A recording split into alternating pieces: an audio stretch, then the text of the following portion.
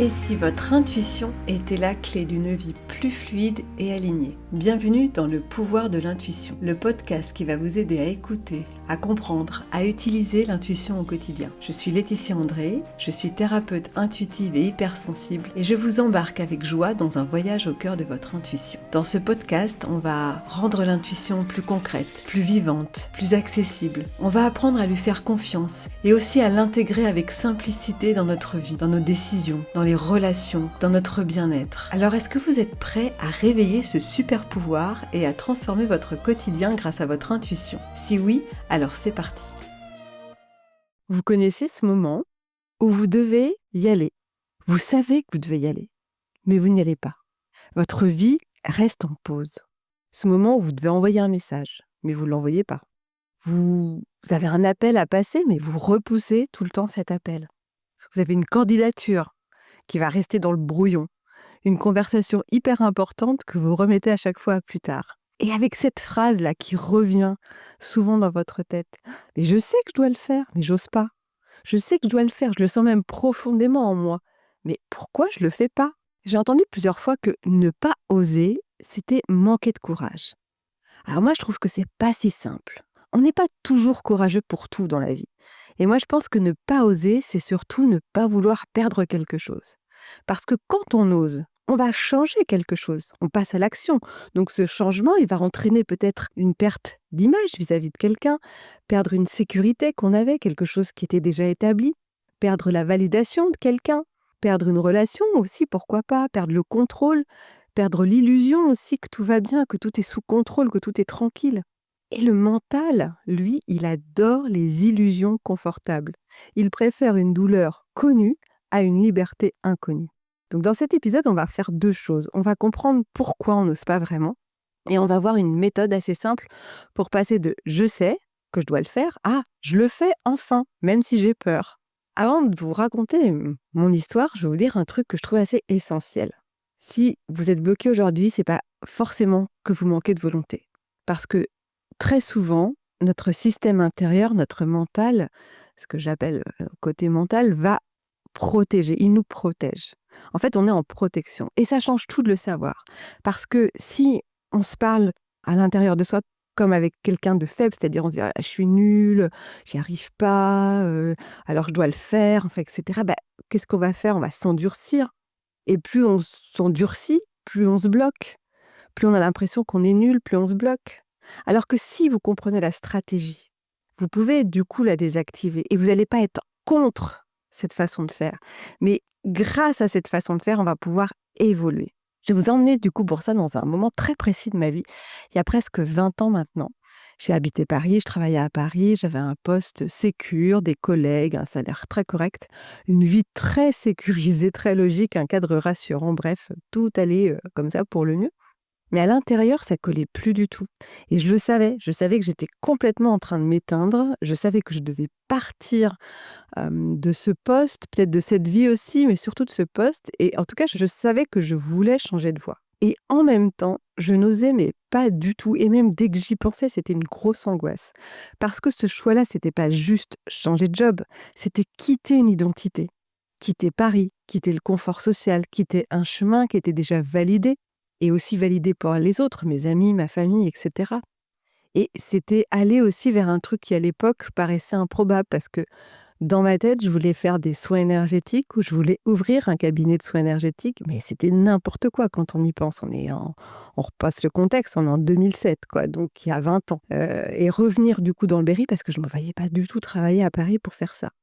Donc autant vous dire que c'était pas le move le plus tendance du moment que d'ouvrir un cabinet de soins énergétiques.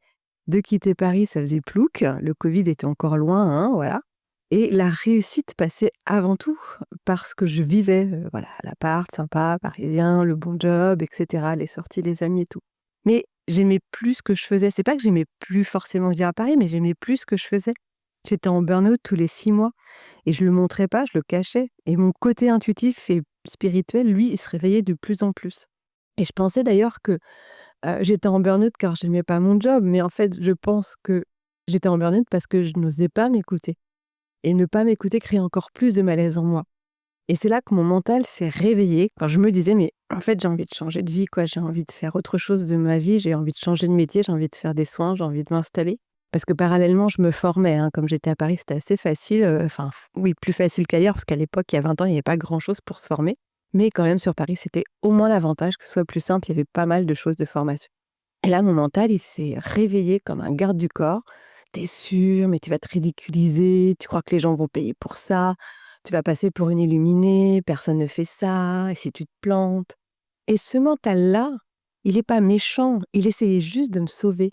Sauf qu'il confondait le danger et l'inconfort. Et dans les semaines qui ont précédé ma démission, parce que là, je parle de façon raccourcie, mais ça a pris quand même pas mal de temps, peut-être 1 an, voire 2. Et dans les semaines qui ont précédé ma démission, j'étais sûre, voilà, la peur, elle est revenue. Mais une peur très intelligente et un peu, sournoise. C'était pas une peur panique, hein, une peur, c'était vraiment une peur raisonnable qui parlait bien, qui faisait des phrases construites, genre: «Attends encore un peu. Ah bah, d'abord tu vas finir ça, regarde, tu as commencé ce projet, tu peux pas l'arrêter maintenant. Mais tu as encore le temps, c'est pas le moment. Ah du coup, tu verras l'année prochaine, tu pas si mal finalement». Et plus cette peur parlait, plus je me sentais vidée parce que le vrai poison, c'est pas la peur en elle-même, c'est l'attente qu'il y avait entre la zone de «je sais que je dois le faire», je le sais profondément, moi c'est viscéral, et je passe à l'action et je le fais. Et je vous assure que c'est une zone où on perd toute son énergie et tous les jours où on est dans cette zone d'attente, entre les 2, on perd une énergie folle. À un moment, j'ai eu une prise de conscience très simple. C'était pas le «j'ose pas», c'était «je veux pas perdre». J'ai compris que je voulais pas perdre cette image, l'image de la fille sérieuse, l'image de la fille dans le bon chemin. J'avais peur de perdre la validation extérieure de ma famille, de mes amis. J'avais peur de les perdre aussi. Je me disais: «Bah, si je pars, de Paris, du coup, j'aurai plus, peut-être les mêmes amis». J'avais peur de perdre la sécurité aussi de mon job. J'avais peur de perdre le contrôle, peur de perdre une forme de respect aussi, même si au fond ça me rendait plus vraiment heureuse. Et c'est exactement ça le nœud. Je sais, mais j'ose pas. Notre mental dans ce cas-là, il nous empêche pas d'avancer parce qu'on est nul ou qu'on n'a pas les capacités. Il nous empêche d'avancer parce qu'il y a une identité à perdre. Il a identifié une perte en nous. Et le mental, il déteste perdre. Il préfère la douleur qui est connue, je vous le disais tout à l'heure, à cette liberté qui est inconnue. Et le jour où j'ai démissionné, je m'en souviens très bien. Alors, c'était pas spectaculaire, hein, j'étais pas en mode héroïne, ça y est, enfin je démissionne. J'étais complètement tremblante à l'intérieur, mais je savais que j'étais en train de changer de vie et je savais que c'était profond. Et juste avant de le faire, mon mental, il a tenté d'ailleurs une dernière attaque, plus efficace d'ailleurs, qui aurait pu être fatale pour moi. Il m'a dit: «Et si ça marche pas? T'auras tout perdu». Et en plus, c'est une petite fille quand même.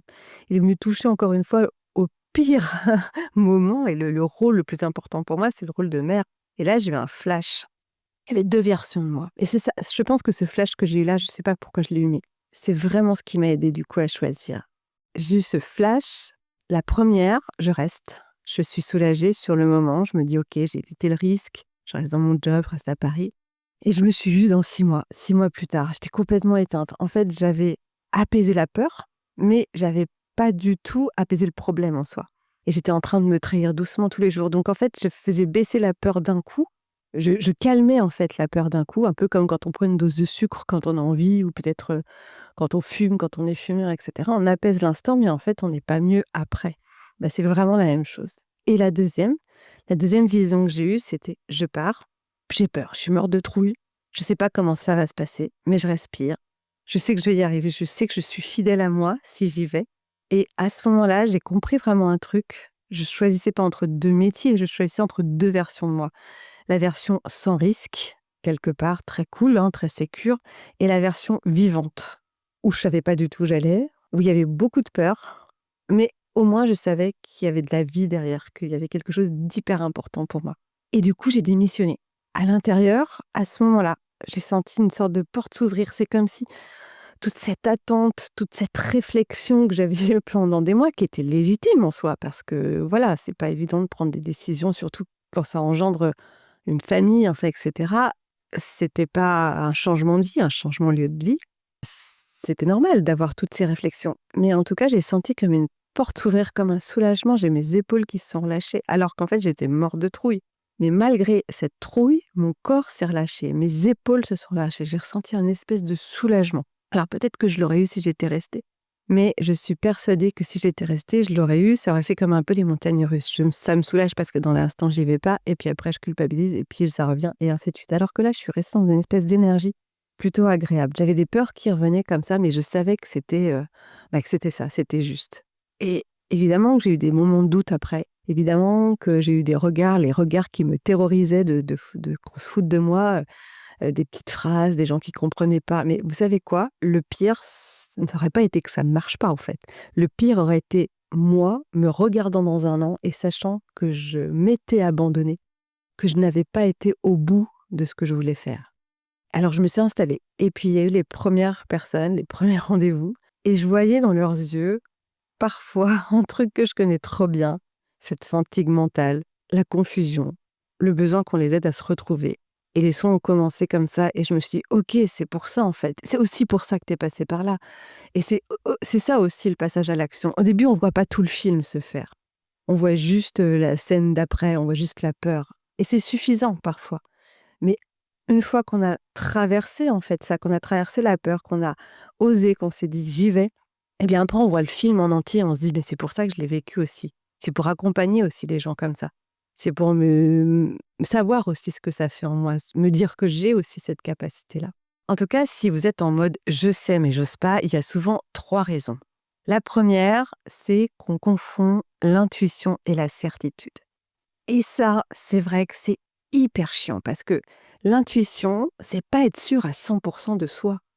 Ça peut être juste sentir que c'est important pour soi et que c'est sûr, mais à 51%, genre, voilà, c'est juste ça. Et 51%, c'est déjà énorme. On croit souvent que l'intuition, c'est une évidence. Alors oui, c'est l'évidence, mais ça dure pas longtemps. L'intuition, elle dure 5 secondes, quoi. Et après, le mental arrive. Je le dis souvent, mais ça, c'est une réalité. Il faut comprendre comment ça marche. Donc en fait, l'intuition, c'est pas être sûr à 100%. C'est pas se dire: «Je suis sûr absolument que je dois y aller». On le ressent profondément en soi. On sait que c'est le bon choix pour soi, et que malgré le fait qu'on soit pas sûr, parce que le mental va venir saboter ça, c'est de se dire, en fait: «Je le ressens tellement fort qu'il faut quand même que j'aille un peu plus loin dans cette réflexion-là». Donc ça, c'est important. Ne pas confondre intuition et certitude. On n'a pas forcément la certitude que ça va marcher, mais on sait qu'il va falloir y aller. On sait que c'est comme ça, que c'est important pour nous. Ensuite, il faut bien comprendre que le mental, il veut éviter la honte. La honte, c'est la terreur numéro 1 du mental, la terreur numéro 1 de l'humain aussi. C'est pas l'échec, hein. La terreur, c'est pas de foirer, c'est la honte que ça va créer si tu foires, quoi. Et le mental, il préfère se dire: «J'ai pas essayé, c'est tranquille», plutôt que «j'ai essayé et j'ai raté».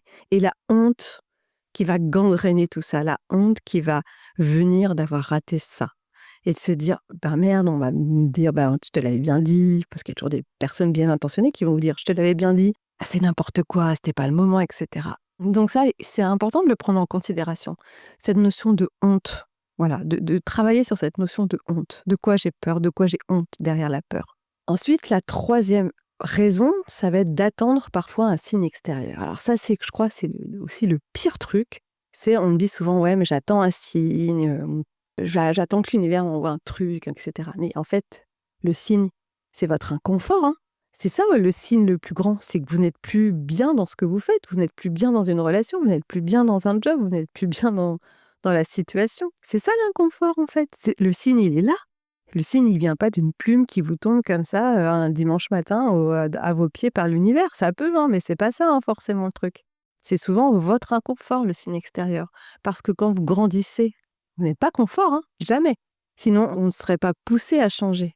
Donc il n'y a pas forcément de synchronicité, c'est juste comprendre que ce que l'on vit n'est plus juste parce qu'on est mal, on est dans l'inconfort de ce qu'on vit.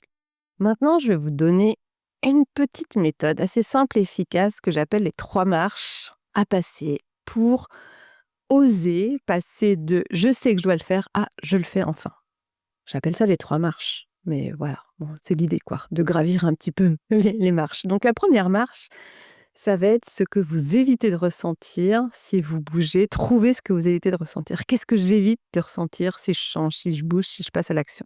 Donc on avait dit tout à l'heure qu'il y avait la notion de honte, la notion de peur, la solitude, l'incertitude, ça peut être le jugement des autres, la déception. Je pense que nommer ça, ça enlève déjà une partie du pouvoir de la peur. Voilà, si je bouge, qu'est-ce qu'il y a derrière, en fait? Est-ce que j'ai peur Est-ce que c'est, la peur du jugement des autres, la peur de décevoir aussi les autres, la honte si ça marche pas? Ça c'est important déjà de noter ce qu'il y a derrière, la peur. Qu'est-ce que si je bouge, qu'est-ce qu'il y a derrière? Quelle émotion il y a derrière? La marche numéro 2, ça va être à franchir. Qu'est-ce que je perds si je ne bouge pas, si je ne passe pas à l'action? Qu'est-ce que je perds si je reste comme ça? Alors souvent, on peut dire: «Je perds du temps». Moi, je l'entends souvent dans les séances. Bah, j'ai l'impression de perdre du temps, en fait. Je suis dans ce moment d'attente et je perds du temps. Ou je perds de l'estime de moi, ou je perds de l'énergie, je perds de la joie. Parfois, les gens disent aussi: «Mais je me perds moi», en fait. Je suis tellement perdue que je me sens même perdue moi-même. Donc c'est ça, en fait. Qu'est-ce que je perds si je reste comme ça? C'est pareil, de le noter, ça peut être hyper intéressant parce qu'on va voir derrière tout ce qui se passe. Et la marche numéro 3, l'action. Et maintenant, ça pourrait être de se dire: «Je cherche pas à changer de vie forcément aujourd'hui en passant à l'action. Je cherche juste à envoyer un signal à mon système nerveux, à mon mental, qui va dire à partir de maintenant, même si j'ai peur, je me choisis». Parce que le mental, lui, il peut gérer une petite action. Mais dès que tu penses grand saut, il va paniquer, il bloque tout. Donc, ce qui est important, c'est de faire très simple. C'est juste assez, faire une action juste assez simple pour bouger, mettre quand même dans l'action, sans forcément que ce soit peut-être le grand changement dès le départ. Donc, par exemple, ça pourrait être, moi, si je reprends l'histoire de ma démission, de changer de voie, et là, c'était vraiment un gros truc, et du coup, le mental, il était en panique. Par contre, ça pouvait être juste à un moment donné d'aller chercher des renseignements pour préparer ce changement. Voilà. Et en fait, et après, ainsi de suite, trouve un endroit, et ainsi de suite, et ainsi de suite. Ça veut dire que ça se prépare, en fait, parfois, les changements. Les changements, ils se préparent. C'est des petites choses qu'on va faire qui, mises à la suite les unes des autres, va faire un grand changement. Quelle est, du coup, la petite action, presque ridicule parfois, que je peux faire en 5 minutes et qui va prouver à mon mental que malgré la peur, j'avance? Donc voilà, ça peut être envoyer un message, écrire 3 lignes dans un doc, prendre un rendez-vous, cliquer enfin sur se réserver, ce voyage que j'ose pas faire, parce que c'est ça aussi, ouvrir un dossier, demander un devis, noter des dates, enfin possible pour changer quelque chose. Enfin voilà, c'est des petits, il y a pas un objectif de performance en fait derrière. Elle est juste une preuve qu'on remet en mouvement quelque chose. Et je te promets un truc, c'est hyper important, c'est qu'au bout de 5 minutes, la situation, elle aura peut-être pas complètement changé, mais il y a quelque chose qui aura changé. En vous, il y a quelque chose qui aura changé dans votre façon de faire, dans votre façon d'être. Et ce sera plus du «je sais, mais j'ose pas», mais on sera plus dans «j'ai commencé quelque chose, même si j'ose pas encore complètement, j'ai au moins commencé quelque chose». Et ça, je pense que c'est hyper important. Maintenant, je vais vous proposer un mini exercice pour faire ce passage un petit peu à l'action. On va observer dans le corps, parce que ça se passe quand même beaucoup dans le corps. Donc, si vous pouvez vous poser vos 2 pieds au sol pour bien ressentir l'appui du sol et penser une décision que vous repoussez. Et vous vous dites intérieurement: «Option A, je le fais», et observez votre corps. Puis option B, je le fais pas, et observez votre corps aussi. Ce que vous pouvez faire aussi, c'est écrire 2 papiers. Option A, je le fais, vous posez le papier au sol et vous vous mettez sur le papier debout et vous ressentez l'énergie que ça crée. Option B, je le fais pas, et de la même façon, vous vous mettez sur le papier et vous ressentez ce que ça fait ensuite aussi. Si vous voulez vraiment être le plus neutre possible, vous pouvez mettre ces 2 papiers, je le fais pas, et vous les mélangez pour pas savoir quand vous vous mettez sur le papier, lequel c'est. Comme ça, vous voyez vraiment dans votre corps ce qui se passe. Il est possible sur le «je le fais» que vous sentiez une sorte de peur, une sorte d'angoisse. C'est normal. C'est normal puisque c'est quelque chose de nouveau. Donc, il peut y avoir une peur de faire quelque chose de nouveau. Mais laissez vous traverser par cette peur et voyez ce qui se passe après. Et cherchez aussi dans votre corps à analyser ce qui se passe. Est-ce que ça s'ouvre? Une sensation de, voilà, d'ouverture, de «Ah, on respire». Est-ce que ça se ferme? Est-ce que je suis contractée ou est-ce que je suis plus détendue? Est-ce que j'ai la sensation que ça s'allège ou que ça s'alourdit? C'est pas mystique, hein, c'est vraiment biologique, ça se fait dans votre corps. Et votre corps, il sait souvent avant votre mental. Et d'ailleurs, c'est une fois que ça se passe dans le corps, après que le mental intervient. Mais restez bien connecté pendant tout l'exercice à votre corps.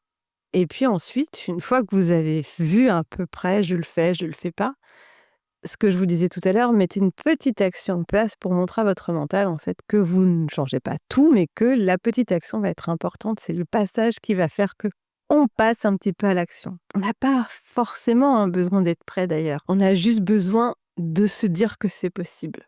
Parce que souvent, le je sais, mais je n'ose pas, c'est je sais, mais j'ai pas envie d'assumer la personne que je deviens. Ou je sais, mais j'ai pas envie d'assumer la personne que je suis en train de changer, quoi, quand je me mets en action, en fait. La version de vous qui ose, c'est pas une version plus forte de vous, c'est juste une version plus fidèle de ce que vous avez vraiment envie. Mais comme vous allez aller dans ce que vous allez avoir envie le plus profondément, eh ben vous allez vous sortir forcément plus fort au final. Alors aujourd'hui, juste après, je vous propose de choisir une action, voilà, rapide, et puis mettez-la en place, quoi. Et vous verrez en fonction de ce que vous allez mettre en place que votre corps va déjà être dans le mouvement et votre mental va pouvoir se calmer. Si ça vous a parlé, vous pouvez faire 2 choses. Envoyer cet épisode à une personne qui est bloquée en ce moment, qui ne sait plus comment passer à l'action, qui se sent bloquée malgré qu'elle sait en fait que c'est hyper important pour elle. Et si vous avez envie, laissez une note au podcast, ça l'aide énormément à vivre. Laissez-moi un commentaire aussi, j'aime bien lire les commentaires que vous me laissez. Et puis, si cet épisode vous a plu, il y a un autre épisode qui est sur le changement de vie et que vous pouvez écouter aussi, c'est l'épisode numéro 4. Et nous, on se retrouve dans le prochain épisode. À bientôt! C'est déjà la fin de cet épisode, j'espère qu'il vous aura aidé à voir votre intuition autrement. Dites-moi en commentaire ce que vous en avez pensé et si vous voulez aller plus loin, vous pouvez me suivre sur Instagram, tous les liens sont dans la bio. N'hésitez pas à partager cet épisode si vous connaissez quelqu'un qui aurait bien besoin d'écouter son intuition un peu plus. En tout cas, on se retrouve très vite pour un nouvel épisode. D'ici là, observez, testez, faites confiance à cette petite voix intérieure. À bientôt!